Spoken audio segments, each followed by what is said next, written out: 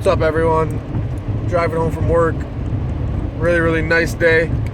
Probably gonna go golfing today. Well, that's not why I'm here. I haven't done a video in a while, I'd like to say.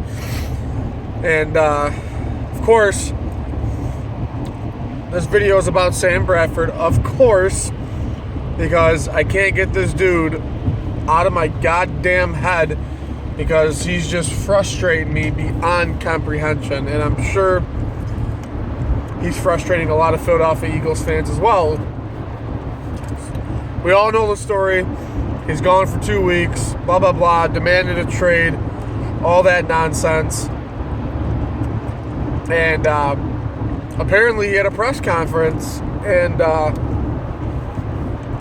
talking about the situation or whatever.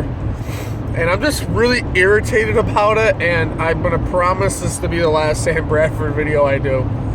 At least until the next stupid thing he does, the next stupid thing he requests or whatever.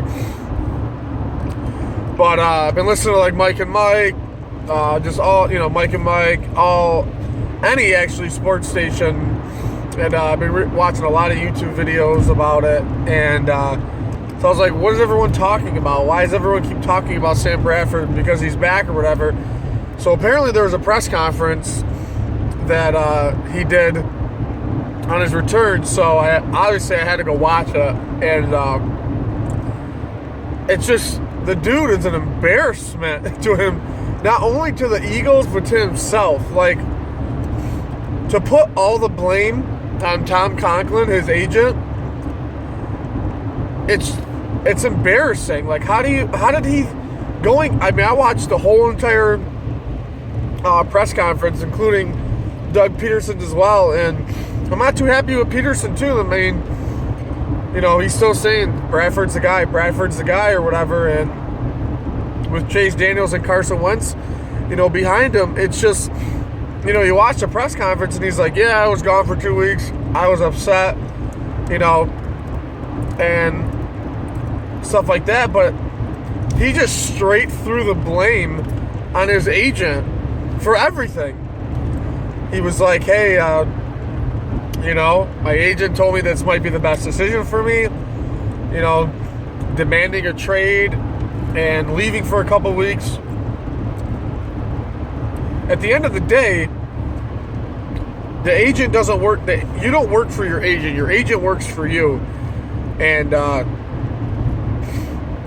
if I was Sam Bradford, if I was a quarterback that was, let me just take Sam Bradford out of the whole entire situation. If I was a 6-7 year quarterback with multiple injuries on, whether I had 2 ACL tears or any just long-standing injury where I haven't played that well, and my NFL career wasn't as good, I would be doing everything possible to get myself in shape, ready for the season. But instead, he took it upon himself to demand a trade at his agent's request to be traded. Like, it'd be a different story if, like, a guy like, let's say, Aaron Rodgers.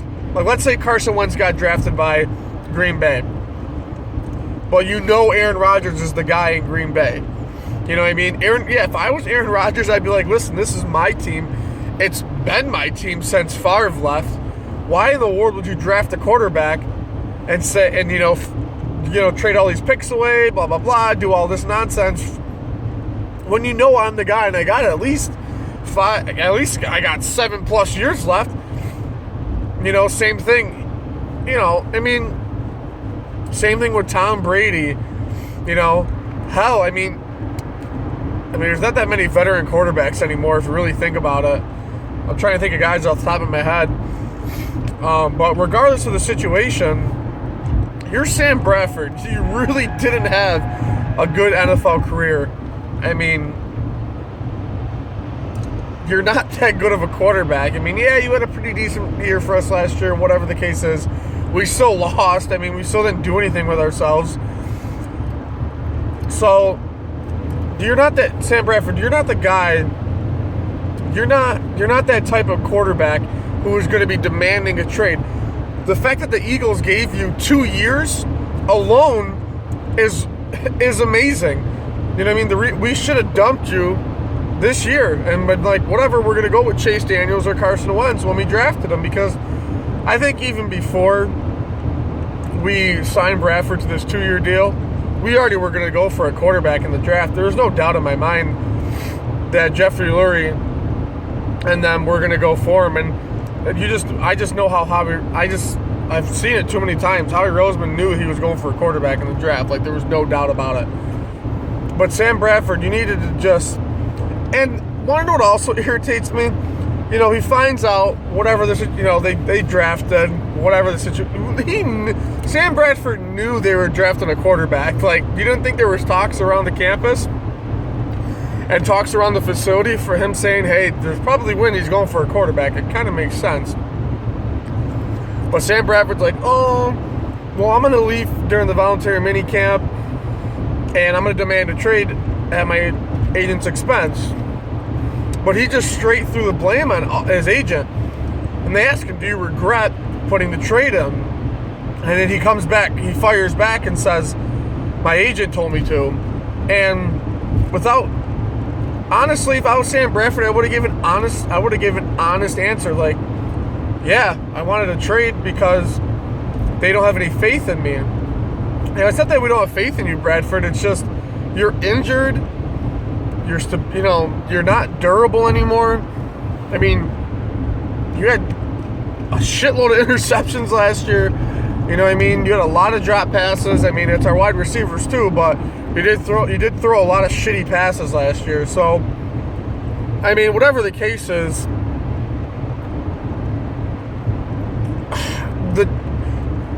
what irritates me as a person is that those 2 weeks of voluntary mini camps could have been time for you to really develop and learn Doug Peterson offense. You don't know what this offense is. You don't. And Chase Daniels already has a leg on you from being with Doug Peterson in Kansas City for that long. So now Chase Daniels knows more. So when you go in, Chase is going to be teaching you the system. You know what I mean? Doug Peterson's like, he'll bounce back. He'll learn the system quicker. But you had 2 solid weeks that you could have been learning the system, working out, not rehabbing anymore, because you said you can actually train. You don't have to worry about rehabbing anymore. So why in the world, what did you do what did you do in those 2 weeks, Bradford? Sit on your couch, watch TV, watch all of Philadelphia pretty much hate you? Pretty much all the fans hate you, Sam Bradford. I can guarantee 97% of the fans don't like you right now. I know I don't. I know pretty much everybody in the Philly Knights don't. I mean, it's unrealistic that you thought that you were going to get a trade. Where do you think you were going to go? I mean, no one was going to buy your 2-year contract from you. No one was going to do it. It just sucks because you had 2 weeks to really get good time in, and you chose to not do it because you were pissed off about something that you knew was going to happen. So, whatever. The past is done. His press conference was a complete bullshit. I mean, these guys are asking the dumbest questions to him. I mean, everyone wants to know why you left. Everybody wants to know, what happened with the situation. Nobody asked how his I know he's done with his rehab, but no one asked him how his knees are feeling. The whole 14-minute conversation was just them trying to, single out and say to Bradford, hey man, you suck. There's no getting around that. But I don't know. I'm sick of this Sam Bradford situation.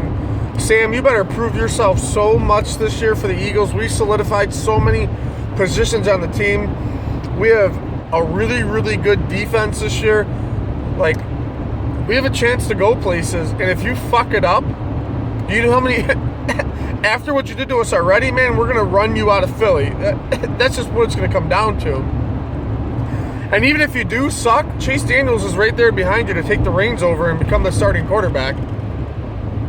I mean, Doug Peterson said it. Everyone's wondering when Carson's going to play. The dude's not ready. The dude is young. He's not from a top tier. He's not from a top tier school. His numbers are really, really good. He's just a young rookie quarterback, and people forget that Chase Daniels is right behind and already knows the system. I mean, look at Osweiler, man. The time he stepped in for Peyton, he did a really decent job for what he had, for not knowing, not being a starting quarterback. So, I don't know. Those are my thoughts on the situation. I'm going to be done on this Bradford nonsense until the September 11th opening against Cleveland. So, I can't wait to be at that game. Oh my God, it's going to be a disaster. But it's nice to be back making videos. It's been so long, I feel like. But on that note, shout out to the Philly Knights. Shout out to all the Eagles fans that are supporting the cause that Sam Bradford sucks. But on that note, have a good day, everyone.